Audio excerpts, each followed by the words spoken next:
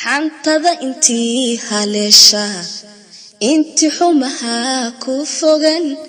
maxaanu bajaray xiriirka agtada anigu u xiisay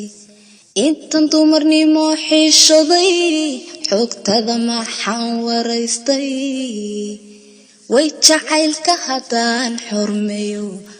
xanaansho haddaan xaqsiyo waliba xeetiisa dhowro midkaan qalbigii ku xidhay xiskayga midkaan ku soray midkaan ceshayen jecladay xumaan baytuu ka dhowro miyuu xalu heli jacaylka xiskiisa intuu siyaarta miyuu caashaqa xaggiisa cusiyo u samayninta